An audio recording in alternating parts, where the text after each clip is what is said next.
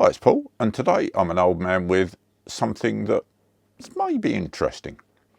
I got a comment from someone the other day, and the person said, "Oh, I only make videos that I think will be interesting, but I don't do many things that are interesting, so I don't make many videos." Okay, interesting word. Interesting. Cambridge Dictionary says, definition, someone or something that is interesting keeps your attention because he, she, or it is unusual, exciting, or has a lot of ideas. So for me, I make all sorts of videos because I do, or I have done, lots and lots of different things. I pick a subject, maybe how I built the composite deck out in the garden, and I do a video on it. Why? Because many people like me like to build or make things, so they might take some inspiration from it. I could document the techniques that I used to build it. Most of the time I forget to do that because I forget to film it or photograph it because I'm so concentrating on actually building the thing. So what I tend to produce is, oh, I built this, and then I answer questions in the comments that say, well, how did you build it, Paul?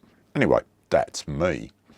Or if I'm doing a starting YouTube video like this, I just sit down and document things I put them on Google Drive that I've learned, and then I talk about them like I'm doing now. So maybe I'm lucky because I have lots of material to pick from. Maybe.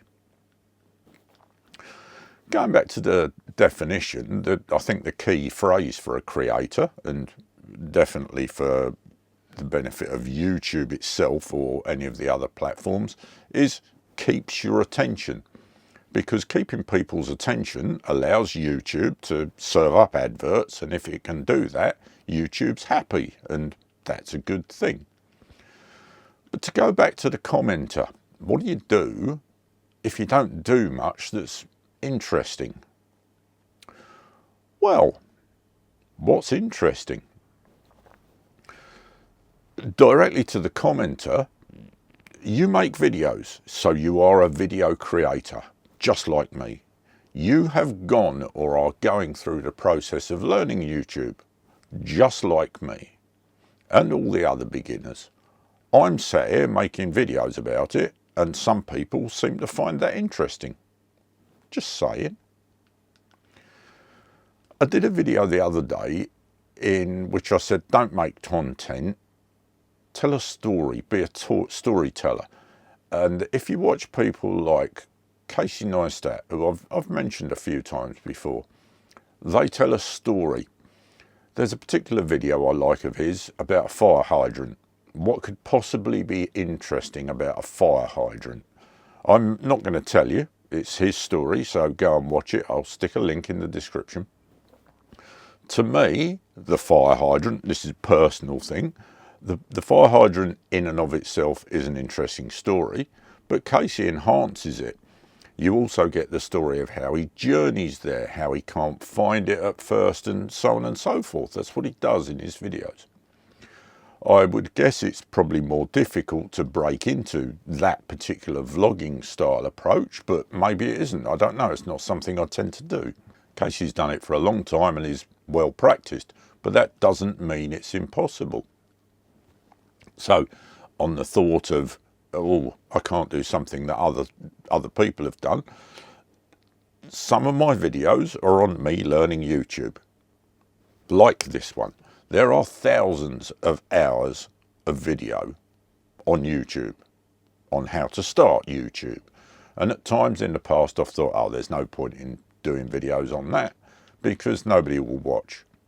And yet here we are, me making videos on YouTube Progress and you watching them. Interesting is subjective. What interests you may not interest somebody else. What interests somebody else may not interest you to create.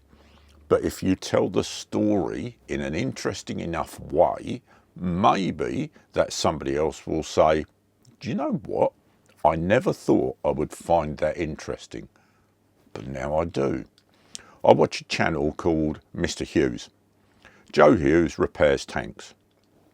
I don't have much interest in tanks and military equipment. I have an interest in engineering, but not armoured vehicles in specific. But the way that Joe and his team interact and explain the engineering of the tanks, I find interesting and entertaining. And in his comments, I regularly see people saying, I never knew I was interested in tanks, but I've just watched 40 minutes of video about them. Something I learned from running training courses at my old business is that you have to sound, or at least, you have to be or sound confident in your subject matter. Because if you're confident, you relax a little, you're not so much on edge. Lots of advice says you have to talk with a smile, or you have to put excitement into your approach. Neither of which I do particularly well. So I would say confidence in your subject matter can get you through. Excitement does work, don't get me wrong.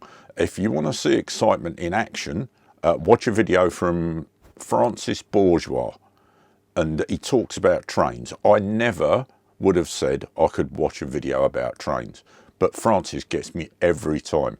He can do excitement, I can't. So think about all the content you watch because it's what you find interesting.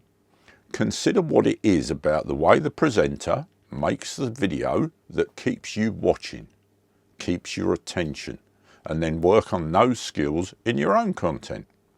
The content itself has some relevance to whether others will watch it or not, but making it watchable and holding attention in and of itself is up there in equal importance.